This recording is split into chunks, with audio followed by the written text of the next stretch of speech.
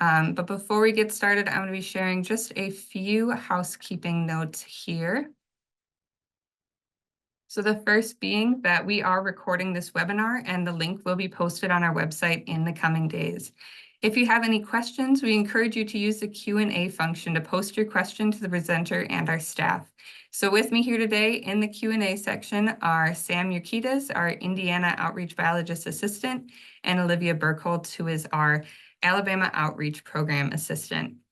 And they will be coming on again a little bit later too to help with our question and answer section. But we'll be doing our best to get to all of your questions by the end of the presentation.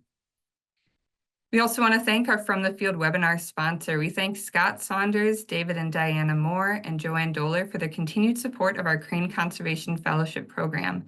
To learn a little bit more about sponsoring one of our webinars, we do encourage you to contact Kate Fitzwilliams at the phone number and the email that are listed here. All right.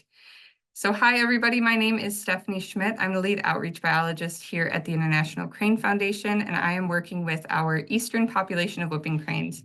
I really want to thank everybody who tuned in for our talk today because I'm really excited to have this opportunity to share with all of you the work that our team is doing to engage communities, to invest in whooping crane habitats, and to protect whooping cranes largely from those human-caused threats. But before we dive into all of that, I'm going to take a pretty big step back here and refamiliarize you all with the International Crane Foundation, whooping cranes, and their history.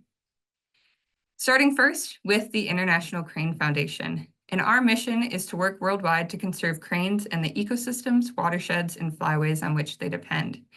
Considering our whooping cranes in the Eastern Flyway, most of that work is being done between Wisconsin and Alabama, and I'm going to be sharing a lot of that work today in this webinar. And further, our land acknowledgement states that the International Crane Foundation is headquartered in Baraboo, Wisconsin. It's located within the ancestral homeland of the Ho-Chunk people, and we acknowledge and honor the Ho-Chunk people as caretakers of the land and water since time immemorial, and as our neighbors, friends, and vital members of our community. The International Crane Foundation is dedicated to amplifying local voice and perspective in all of the places where cranes dance. And one of the species that we are working very closely with is, of course, the whooping crane, this beautiful bird that is pictured right here. And whooping cranes are a 5-foot-tall bird. They have long black legs, a brilliant white plumage leading into a long white neck.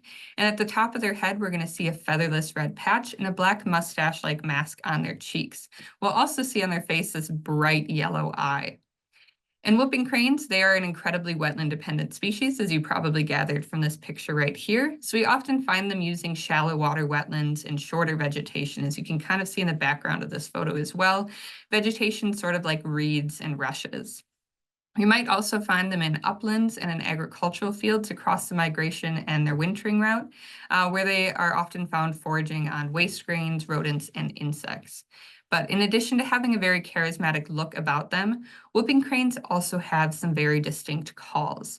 So the first call that I'm going to play for you is a guard call, which is also called an alarm call. And this call is sort of a sharp, single note shout. And in this call, you're going to hear one bird calling and one bird immediately responding.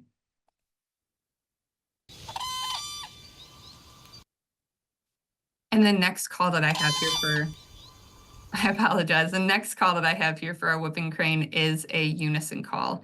And this call is typically made on their breeding grounds. It's made between a breeding pair, and it's ultimately used to strengthen the pair bond or after they've copulated or after they've defended their territory.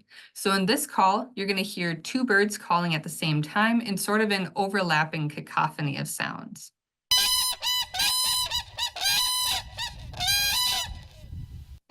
So hearing that call and seeing those birds here in North America is really quite incredible, especially when you think about their conservation story. So whooping cranes are listed as endangered today, but they were once found across North America in the fertile wetlands and prairies that dominated our landscape in numbers upwards of about 10,000. However, in the 1940s, their population dropped to just 20 individuals left in the wild, and they did face near extinction at that time. And unfortunately, that rapid decline was largely due to a multitude of factors that are largely caused by European settlers that are moving west and moving into those wild spaces. When European settlers moved into those areas, at that time, those areas were lush with resources, but unfortunately at this time, game laws were also mostly ignored and rarely enforced. And what happened as a result was, unfortunately, it led to the unrestrained hunting and destruction of wild areas that grew into the 1800s and led to the extinction of some species we could have seen today, birds like the passenger pigeon, and the near extinction of others, birds like the whooping crane. Some additional factors that also impacted our whooping cranes were things like markets that were created for their eggs. We see egg collecting, and we also see millinery trading for their feathers, and of course, widespread habitat loss due to the wetlands that our whooping cranes are using being drained for agricultural land. We also know that this contributed to their near extinction, and it negatively impacted a variety of wildlife that could have been found across the region, including a more common species we might be much more familiar with, the sandhill crane. And when people began to notice not only the decline of whooping cranes, but a loss of some common birds and wild spaces, it resulted in a series of laws to not only protect whooping cranes, but also protect some of those key wetland habitats. And some of these major laws that are pictured right here, you might be quite familiar with. We see in 1918 the passage of the Migratory Bird Treaty Act. This is incredibly important for our whooping cranes, and it still exists today, and it protects birds from illegal take. So taking the birds, their eggs, their feathers, some of those big things that affected our whooping cranes early on. In 1934, then, we see the passage of the Duck Stamp Act. This is also important for our whooping cranes. And if anybody on the call today is a waterfowl hunter, you might be quite familiar with the Duck Stamp Act. Essentially, it's a federal art competition to design this stamp, and the money that's acquired from selling the stamp goes right back into habitat conservation, specifically for our wetlands. Then in 1966, the creation of the refuge system. This is important for our whooping cranes because it protects large tracts of land, specifically large wetland tracts that our whooping cranes are using. When you think about a bird like a whooping crane, you have to consider how much space that bird uses. And in their breeding range, they can defend a territory, each pair, of about 1,000 acres in size. We then see the passage of the Clean Water Act, which was incredibly important as it revolutionized the protection and restoration of the aquatic habitats like the wetlands that our whooping cranes depend on. And then in 1973, the Endangered Species Act, which continues to protect our whooping cranes today as they are listed as endangered. More locally, zooming into here in Wisconsin, where our headquarters is located, we also saw that whooping cranes were restored to portions of the range, like the 2001 reintroduction of whooping cranes to Wisconsin after they'd been absent from our state for about 120 years at that point. And here, looking at this map, we can see the places where whooping cranes are found today, overlaid on the range of the sandhill cranes. The sandhill cranes largely being that green space that covers the majority of North America. And this is incredibly important to note, as much of the work that we're going to be talking about in a moment here also impacts our sandhill crane populations. So today, looking at this map, you can see there are 3 existing populations of whooping cranes. We have the historic population that ranges from Wood Buffalo National Park in Canada down to Aransas National Wildlife Refuge in coastal Texas. In southern Louisiana, you can see that we also have a non-migratory population there, which was first reintroduced in 2011. And they're largely found in and around White Lake Conservation Area there in the southwest corner of the state. And finally, to the east here, you can see that we have the eastern migratory population of whooping cranes, which was first reintroduced in 2001, and they range today from around Wisconsin down to northern Alabama. And that's the population that I work most closely with, and that's going to be the focus of our talk moving forward. And this population here in the eastern United States is also small, but they are growing. So what we're looking at here is a comparison of the eastern population of sandhill cranes and whooping cranes over time. And on the top here, we have our sandhill cranes that are in the eastern flyway. And you can see today their population is quite robust. For those of us that said they were calling in today from places like Wisconsin, Illinois, Alabama, you might be quite familiar with this. We're seeing that there's about 100,000 individuals in that population today. But as you take sort of a step back in time, you can see that the numbers did get quite low in the late 1900s, mid 1900s as well. But we can also see, looking at this here, that their numbers never dropped quite as low as that of the whooping cranes, as you can see again on that leftmost section of the graph. We also know that our sandhill cranes are a much more adaptable species, and they make greater use of human-dominated landscapes for activities like breeding, nesting, and foraging. Then as we shift our attention to the bottom here, we can see that we have the eastern population of whooping cranes across the years. And currently we have around 71 individuals in this population. We'll also see by looking at this graph that in recent years, our growth has sort of slowed. We've lost individuals, and some of that is due to threats that I'm going to share with you in a moment, as well as our current work plans for supporting future growth of this population.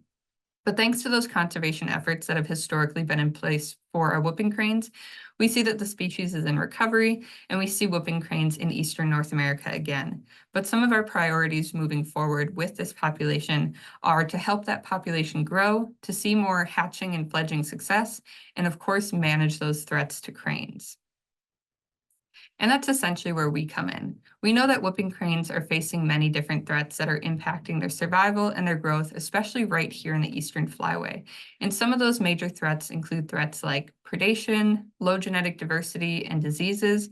But when we're stepping within the context of our outreach work, we really want to focus on those human-caused threats, or the threats that we can minimize or mitigate, largely through community engagement and support.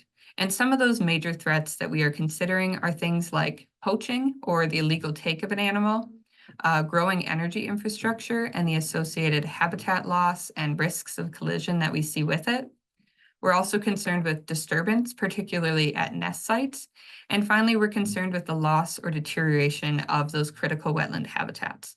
And for the rest of this presentation, I'm really going to be going through each of these threats sort of one by one and discuss how our team is working to address them. And pictured here is, of course, our current outreach team. So myself and 3 fellows are based in Wisconsin. So that includes Hannah McInnes, Eleanor Lack, and Alicia Ward, pictured here on sort of the right side of the images. And largely we're covering outreach efforts on the breeding grounds and a portion of the migration route in Illinois. And occasionally we'll cover some work in eastern Minnesota as well. Next on the list is Sam. Sam is our outreach biologist assistant in Indiana, and she's working with our migrating and wintering cranes in Western Indiana, sometimes traveling down to support work in Kentucky and Tennessee as well. And like I said before, Sam is joining us on this call today too. So if you have any specific Indiana crane questions, we have our expert in the house. Next on our team is Olivia, and Olivia is our outreach program assistant based in Alabama on the wintering grounds there, and she's also with us for about 7 months out of the year. Same as Sam, Olivia is joining us on the call today too, and is our expert for everything related to Alabama whooping cranes. So together, this team is implementing programs, strategic communications, community events, research, and more, with the main goal being that we want to protect cranes from those major threats of poaching, energy infrastructure, disturbance, and habitat degradation. And we really truly are working across the flyway with that goal being to engage with communities that are critical to keeping whooping cranes safe. So looking at this map here, we're just seeing an overview of the places our team is working across the past few years. And you'll also see that some spaces are receiving a little bit more attention than others. So this green polygon are places that whooping cranes live, and the circles are areas that we're providing outreach efforts or communications and engaging with those communities. So in Wisconsin, we're seeing that most of our programs are largely going to be around Necedah and Horicon National Wildlife Refuge in White River Marsh State Wildlife Area, and our headquarters in Baraboo, as those are the places that we're seeing those wild cranes. We're also working in major cities like Madison and Milwaukee, where we have that opportunity to reach the greatest concentrations of people in the state. We then replicate that effort in Indiana. So you'll see on the western half of the state, we spend a lot of time in the northwest by Jasper Pulaski Fish and Wildlife Area, where many of our wild whooping cranes live, and in the southwest around Goose Pond Fish and Wildlife Area. In the center there, then, you also see we're doing a lot of work in Indianapolis. Finally, stepping down into Alabama, most of our work is going to be centered around Wheeler National Wildlife Refuge and the surrounding community in Decatur, Alabama, as that's where we see many of our wintering whooping cranes spending their time. So in these areas, we're providing outreach to communities that we have deemed are critical to keeping whooping cranes safe from these human-caused threats. So let's talk a little bit more about how we're doing that, starting first with that threat of poaching. And poaching, unfortunately, remains a pretty significant threat to whooping cranes. And today in the eastern migratory population, it accounts for around 10% of mortalities as we've looked back in the first 20 years of the reintroduction effort. And as an organization that's committed to raising, releasing, and protecting whooping cranes, there are a few things that we need to understand about poaching. Those being, where is it happening? who is causing it, and what can we do to stop it. So at the International Crane Foundation, we implemented a study of whooping crane poaching, with the main goal being to investigate those questions. And what we found was that poaching of a whooping crane greatly increased following the reintroduction of those 3 whooping crane populations. So taking a look at this bar graph here, you can see each population is given their own color. Our historic population is in yellow, our Florida in orange. Unfortunately, the Florida population is no longer an active reintroduction effort. Our Eastern in gray, and our Louisiana in blue. And we're seeing, following the reintroduction of the Eastern and Louisiana population, is really when we're seeing that spike in those poaching cases. We also see, when looking closer at our Eastern migratory population, that we're observing poaching of whooping cranes across the entire flyway, including in our large stopover states of Wisconsin, Indiana, and Alabama. The next question then was, who is causing this? So we also investigated who was shooting these whooping cranes, and what we found was that these cases are largely unrelated to hunters or cases of mistaken identification. In the few that are, we know that the hunters were hunting before legal hunting hours, and one would argue that that person has now decided to identify as a poacher, not a hunter, as a poacher is somebody who knowingly disregards hunting regulations. And what we found was that most poachers were quite young. They were in their mid-20s, and they were oftentimes committing concurrent crimes when they poached a whooping crane. So unfortunately, this picture right here does represent a typical situation in which a whooping crane shooting might occur. We can see that these birds are in an agricultural field. They're on private property. They're highly visible. They're not too far from the road. And more often than not, these shootings are occurring on private property and from the roadside, sometimes even with the person using a high-powered rifle and shooting from inside of their car. So this entire act is highly illegal, and the person who's committing this crime is considered to be a vandal, not a hunter who made an honest mistake. And one of the poaching incidents that we know about was committed by a man named Jeff G. Blatchford. And Jeff G. Blatchford was a 25-year-old man in South Dakota. In 2012, he shot an adult male whooping crane and a hawk. And when he was asked about shooting these birds, he said he did this sort of thing all the time. He admitted to shooting hawks off of power lines. He admitted to shooting ducks in ditches. But then he said, "I've never shot an eagle."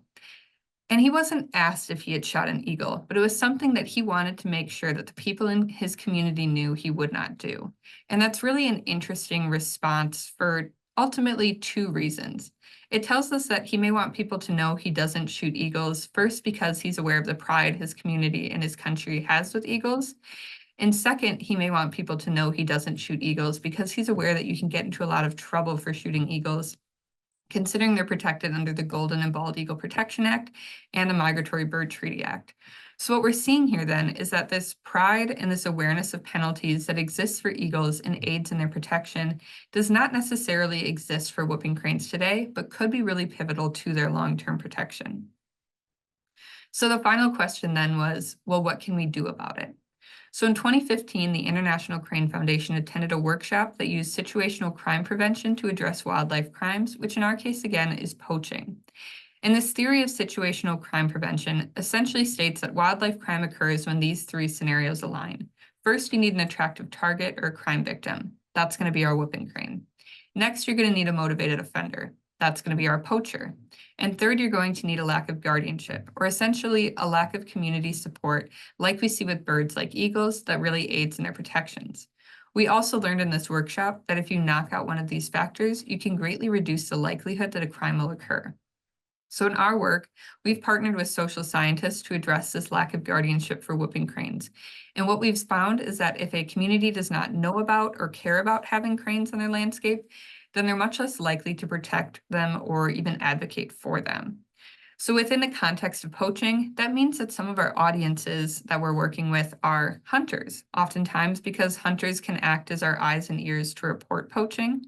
We also work with community members who live near cranes, especially youth, as the average age of a poacher is just in their mid-20s.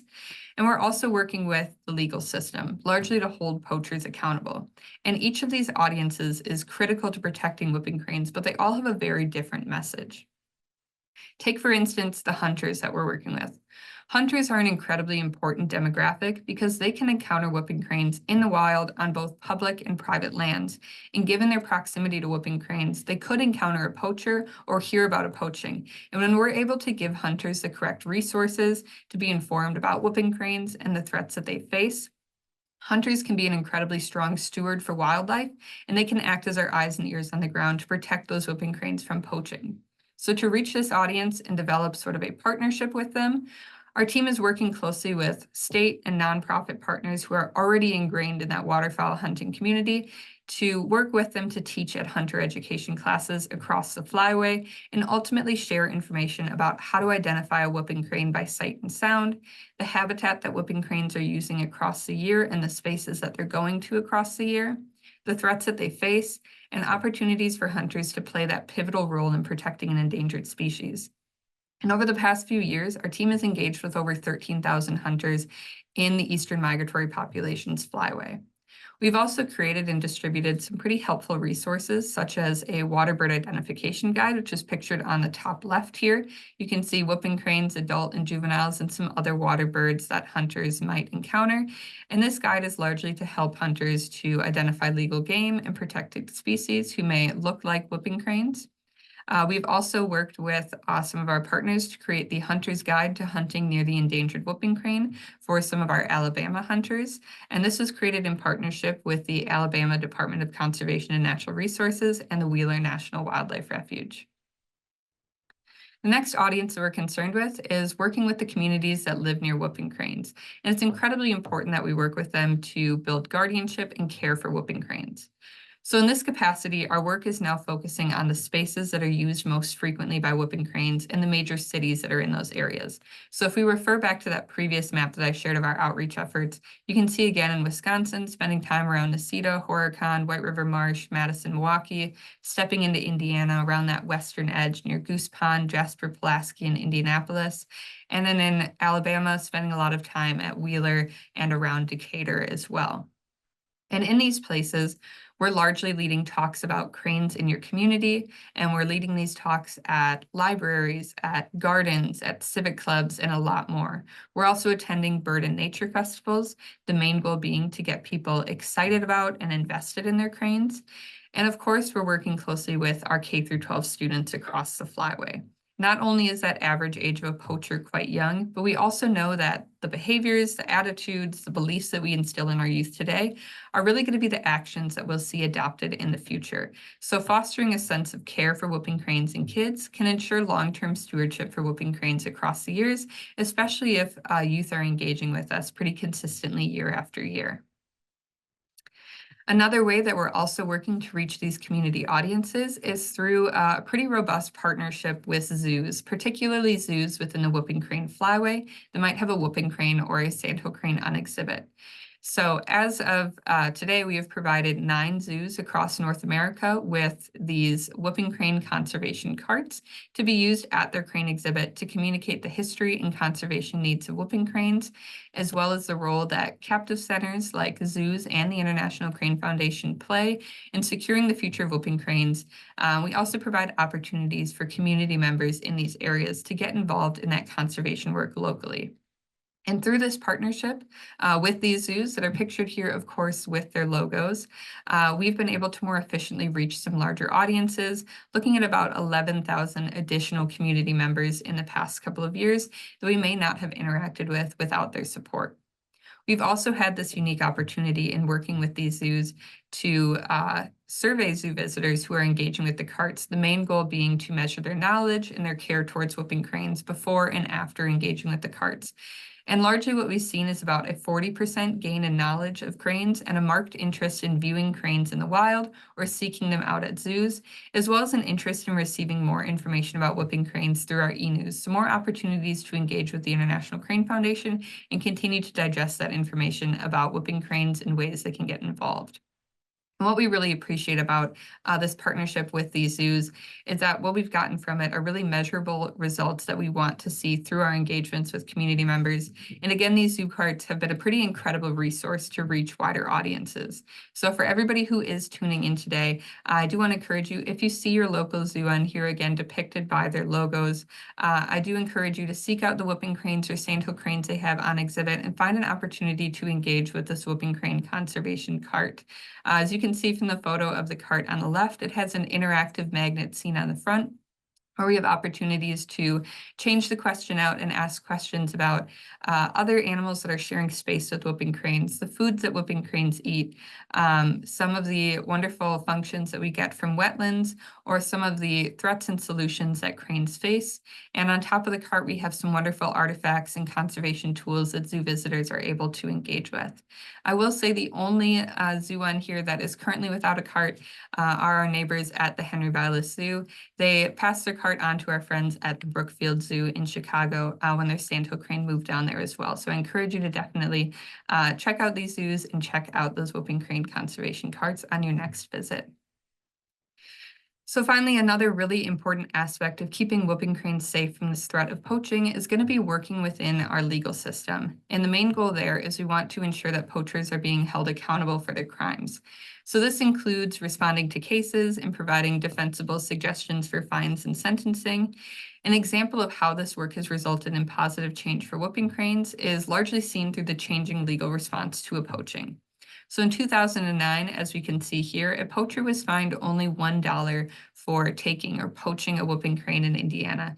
And this is absolutely abhorrent, not just the poaching of the whooping crane, but the sentencing or the fining that we saw as a result. So to ensure that this doesn't happen again, the crime, or again, this lack of proper fines and sentencing, we've been working extensively to communicate the conservation value and cost of whooping cranes to prosecutors. And as a result, we have seen higher fines and sentences levied. Like, for example, in 2023, when 4 Oklahomans were fined $68,000 in restitution for poaching whooping cranes in their state. And seeing higher fines like this and more strict sentencing can make the crime of poaching a whooping crane far less attractive. And this effort to end poaching really is our longest standing outreach effort, and it has largely been quite successful. Not only have we seen higher fines and more strict sentencing, though not as high as we're seeing in our historic population in the Central Flyway, we have also seen a significant decrease in the number of poaching incidents. So our outreach program began in 2015, and prior to 2015, as you can see from this map on the left here, the darker states being states that whooping cranes have been spotted in, and the points being poaching cases. Prior to 2015 here in blue, you can see that we recorded 10 poaching incidents that took the life of 14 whooping cranes in the eastern population. And the majority of those incidents occurred between 2010 and 2013. However, following the implementation of our outreach program in 2015, we have now only recorded 2 whooping crane poachings in the eastern migratory population, the most recent of which being in 2019. That having been said, as we keep contributing individuals to this population and addressing some of those threats those birds are facing, we will see the population grow. As the population grows, we see birds that are moving out to new areas, the range may expand as well. And as whooping cranes move into places they have not been for the past few years, or where we haven't necessarily concentrated outreach efforts historically, we do need to be ever vigilant and proactive to keep communities in the know about whooping cranes in the areas that they're moving into.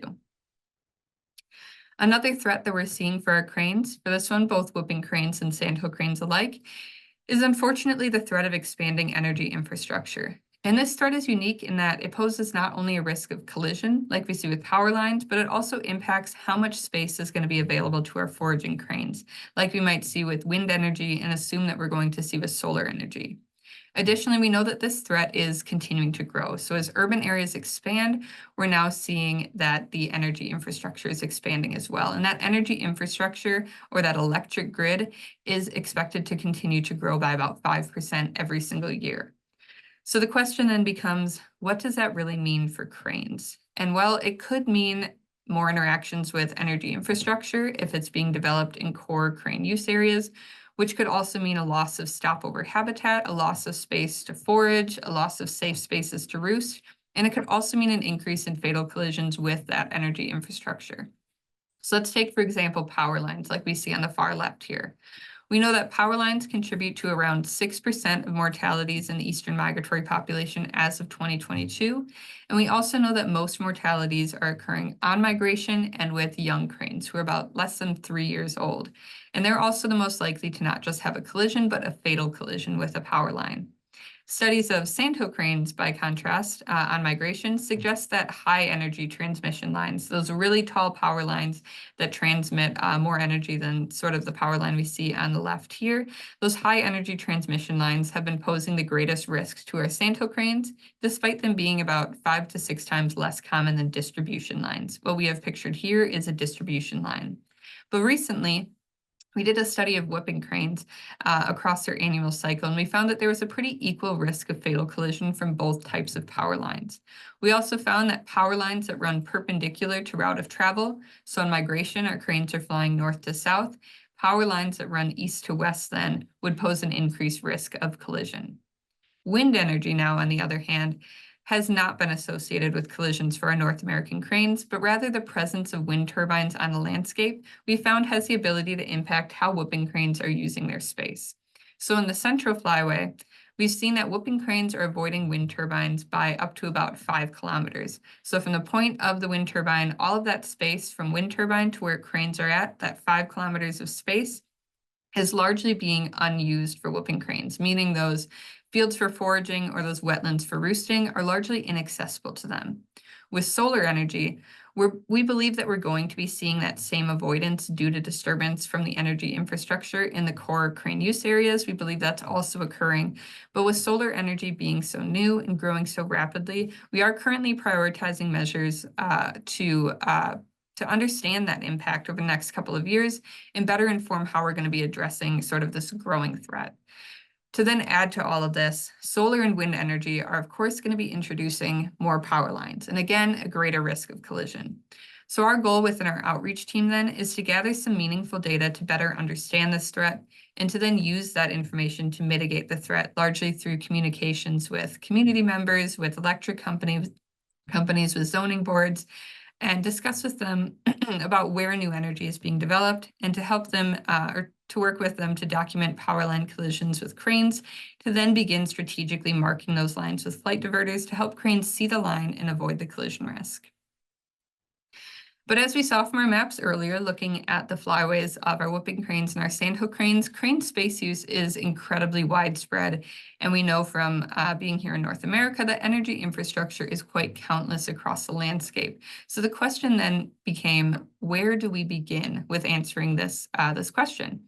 And our team largely began by mapping the threat. And what we're looking at here is how energy potential for solar energy, which is pictured on the left here, and wind energy on the right, across North America is overlapping with whooping crane flyways and core crane use areas. So we see here the flyways are sort of that lighter polygon, and those core crane use areas are those points within the polygon. And those are areas that cranes may be breeding, stopping over very regularly on migration, or even spending their winter. And areas with higher energy potential and significant crane use areas are essentially the places that we intend to focus our efforts to share the information out for our studies. But if you look just a little bit over to the east and focus on the eastern migratory population, you'll see that there is not always a high energy potential in the areas that we know are being developed for renewable energy. And this is where we needed to make use of some finer scale maps in core crane use areas, like we can see of this map of Jasper-Pulaski Fish and Wildlife Area. So when we're looking at sort of these more local maps, areas that we know that cranes are using in identifying that threat, you can see that we're capturing some additional detail here. And that's because there are additional factors that are at play that may be a little bit more difficult to map out at that continental scale. So this includes mapping existing energy infrastructure. As you can see here from the solar energy potential map, we've plotted out existing solar panels that are in the area. They're largely north of Jasper-Pulaski, which is this hatched polygon that we see.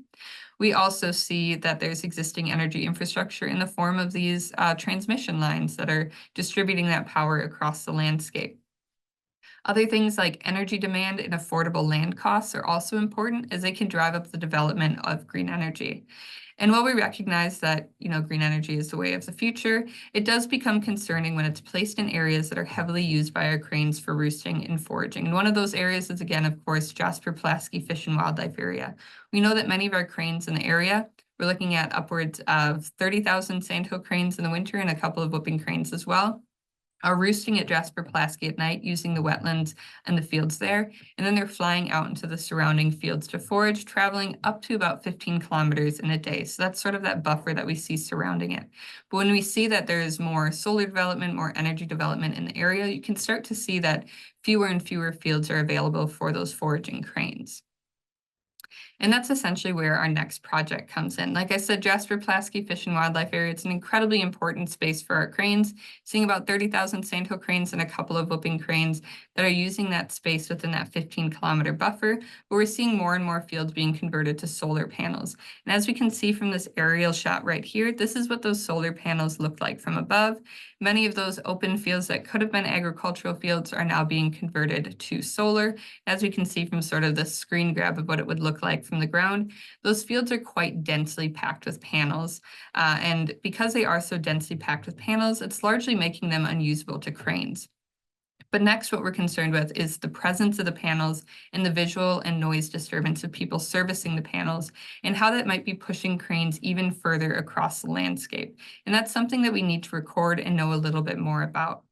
So our team is working to better document the impact solar developments in core crane use areas is having on our cranes, specifically measuring what the buffer is that cranes are giving solar energy. So similar to what we discussed about that buffer for wind infrastructure being about 5 kilometers, we want to understand what that is for solar and what that means for habitat that's going to be available to our foraging cranes.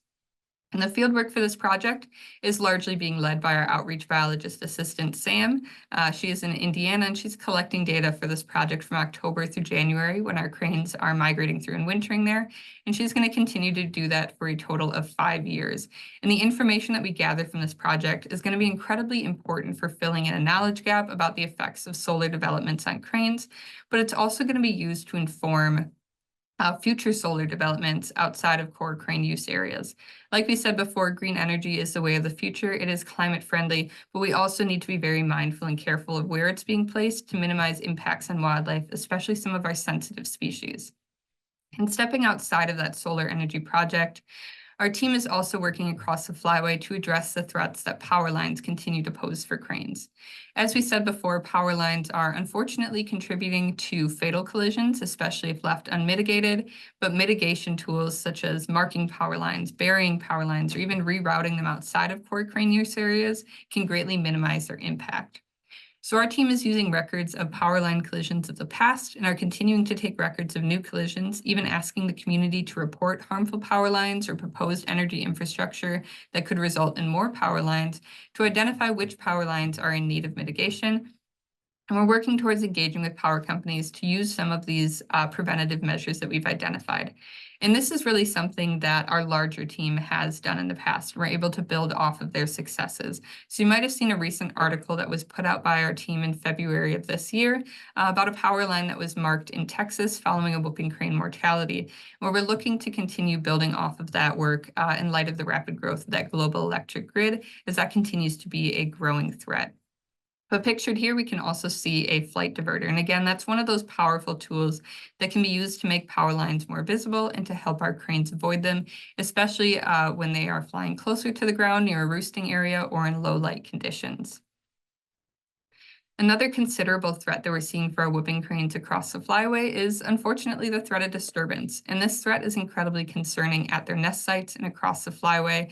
And it's often caused by loud noises such as heavy traffic, people talking loudly, or people, sometimes even well-intending birders or outdoor recreationists who are just really excited to see a whooping crane getting too close to these birds and causing them undue distress. And this is really an issue for whooping cranes because disturbance can have a pretty negative impact on birds.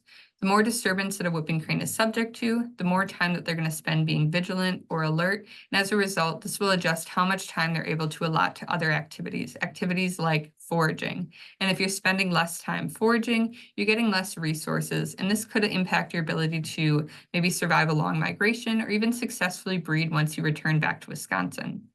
So to address this threat, our team is largely going to the places where whooping cranes live, especially places where we're seeing the most disturbance from human activity, to promote crane-safe birding behaviors, engage with outdoor recreationists and naturalists across the flyway, share a message with them, and encourage them to adopt some of those crane-safe behaviors, and share those same messages and practices within their community.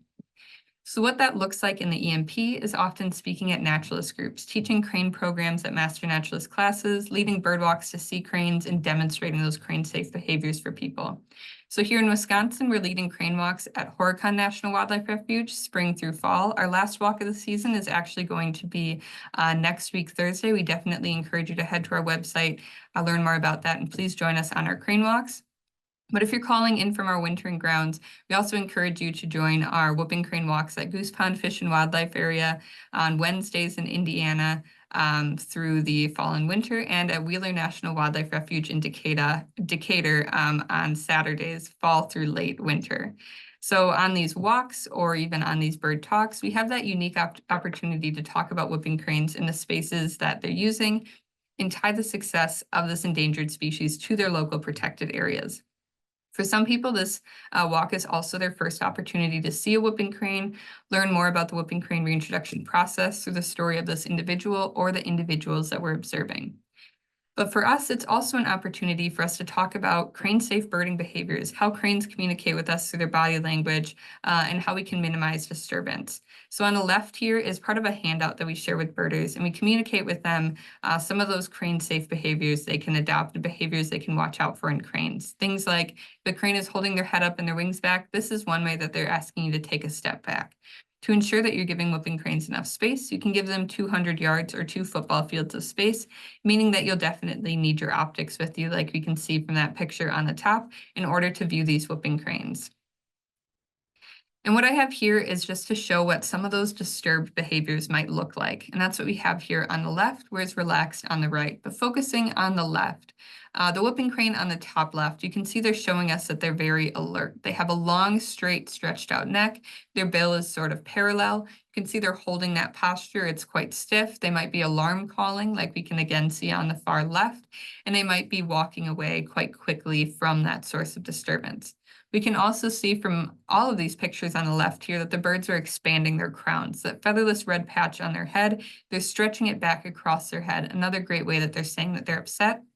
But if we look at the bird on the right here for disturbed, you can see that they are also holding what looks like their tail feathers. It's actually their tertiary feathers. They're holding that up, and they might have sort of a stiff gait or walk about them.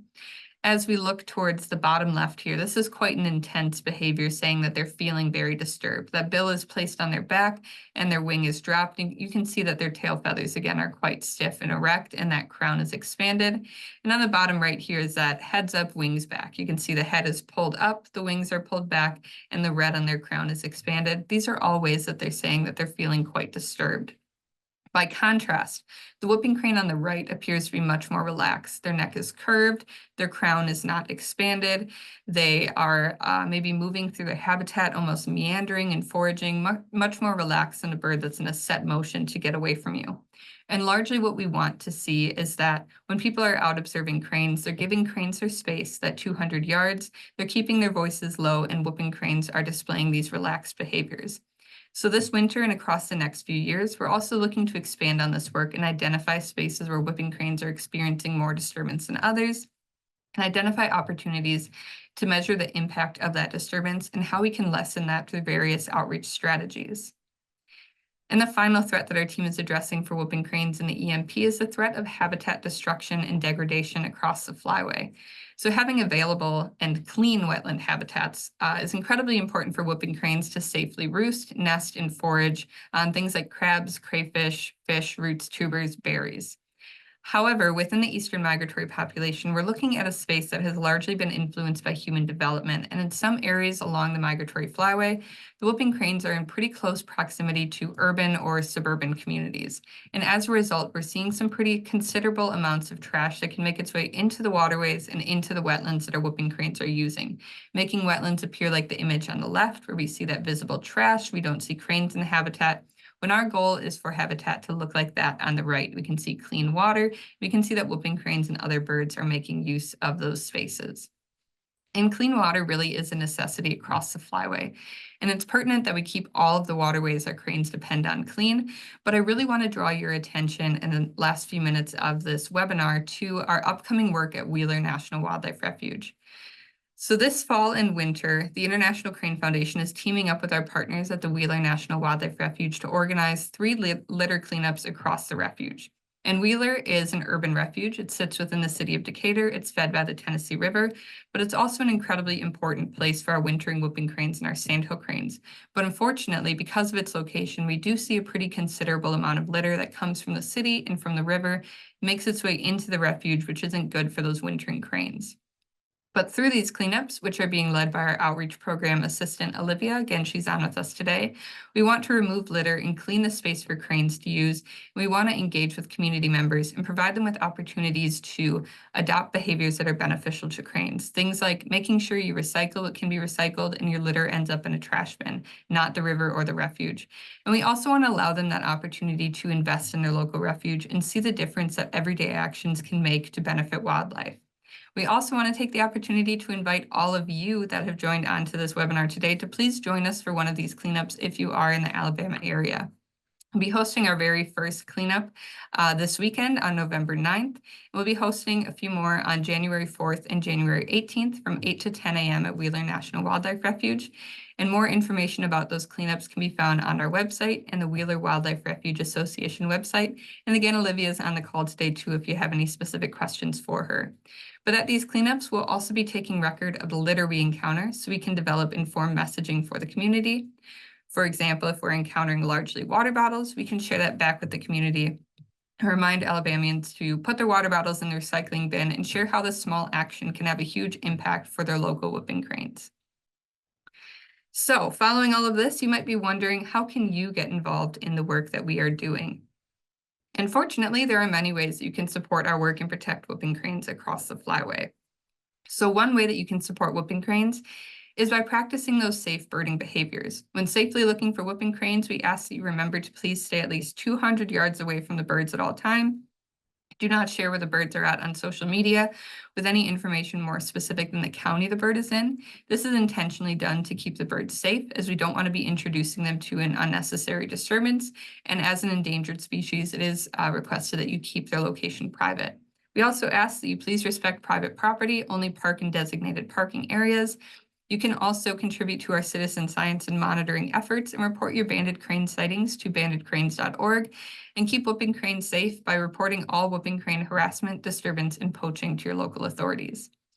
Next, you can also talk to your friends about cranes in Wisconsin. Spread our message, share the work that we're doing, and share those crane-safe birding behaviors with people who may also interact with cranes. While our team of 6 is working very diligently to address these threats, any help that we can get to spread our message really is value that's being added to the effort.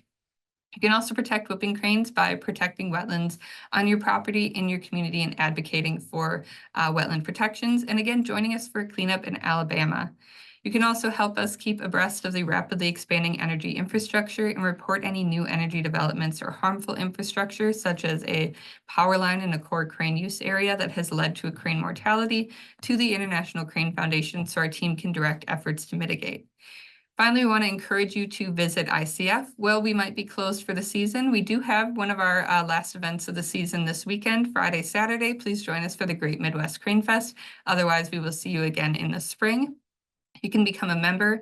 You can head to our website, savingcranes.org, to learn a little bit more about our work or locate upcoming events in your area. You can also find out ways to get involved in whooping crane reintroduction efforts in our state through reporting whooping crane sightings, interacting with communities through outreach, or the countless ways that you can volunteer to help cranes in your state and beyond, and at our headquarters in Baraboo.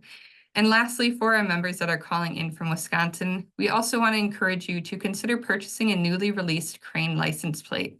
For each new plate that is purchased and each year that plate is renewed, the International Crane Foundation is going to receive $20 to support our work to protect cranes, which definitely includes all of the work that we talked about today. Alrighty, I do want to thank everybody again for attending this webinar. I'm going to open it up to any questions that you might have and invite Sam and Olivia to join me here as well.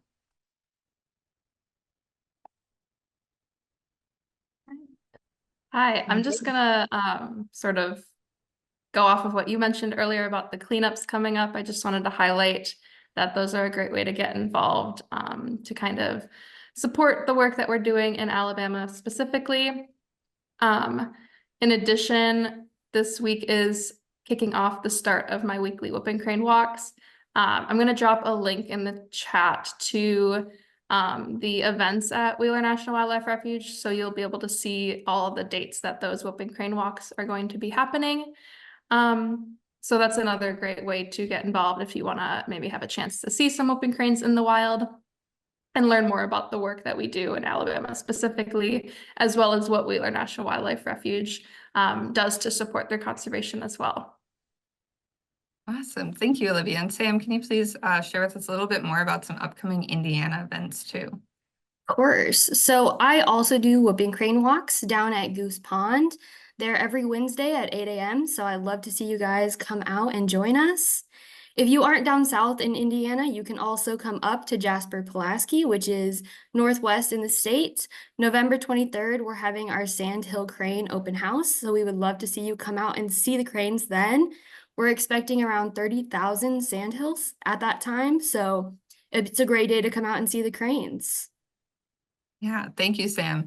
And for anybody who's ever made their way out to the Platte before to see the Sandhill crane migration there, but maybe doesn't want to travel that far this year, you can see quite a lot of Sandhill cranes in one spot at Jasper-Pulaski. It's almost like a mini Platte River experience.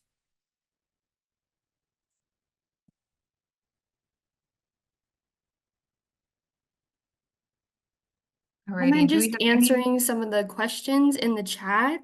So I got a couple questions about the wind turbines posing some collision risks. So with cranes, we don't see collisions so much as the wind turbines are pushing the cranes. So concerns with that are habitat loss. As with those turbines going in, the habitat around it is no longer used by the cranes since they don't like to be around them. And then also with them going up in the flyways, there's concern that it might push them off the migration course and they might end up getting lost. Awesome. Thank you, Sam. We have another question here asking about what happened to the Florida program. And to touch on that, we did have, like Stephanie had mentioned, a introduced non-migratory population in Florida. And that lasted for a good amount of time. However, in around 2008, reintroductions there were suspended because of sort of increasing threats and mortalities associated with things like habitat loss, and especially predation as well, specifically from bobcats in particular. They're great at what they do, but not exactly what we want to see at the expense of our whooping cranes. So the remaining individuals from that population have kind of been moved into other existing populations, namely the Louisiana non-migratory population. So thank you, Olivia. Do we have any other questions that have come in? I do see, if I can pick on Sam again, someone is asking about an ambassador training at Valparaiso Public Library. Yes, Jim. So Friday, 4 p.m. Local time, so Central Time, we will be having a volunteer training. So if you can make it, definitely come out. We'll be talking about the cranes. Yeah, we offer some wonderful volunteer opportunities. If you like talking with kids, adults, retirees about cranes and want to share your passion too, please reach out to us in Indiana, Alabama, and Wisconsin. We have plenty of opportunities for you to join us at some really fun crane festivals and events. And then I see someone else in the chat mentioned Muscatuck National Wildlife Refuge near Seymour. So that's another place you can see sandhills and maybe a whooping crane here in Indiana. Yeah, absolutely.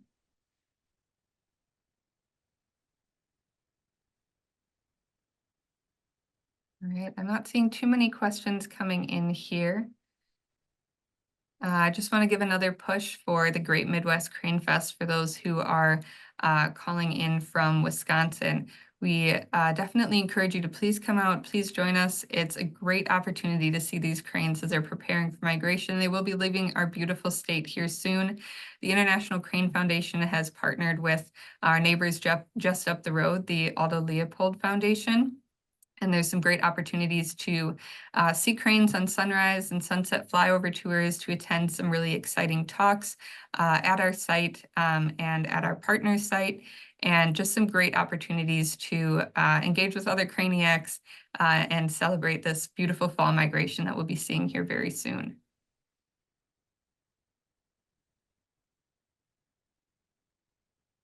And then for people in Indiana who want to see them on their way back north, we do have Marsh Madness happening at Goose Pond on February 14th and 15th, which is another really great day to come out, experience Goose Pond, all it has to offer, and see some whooping cranes.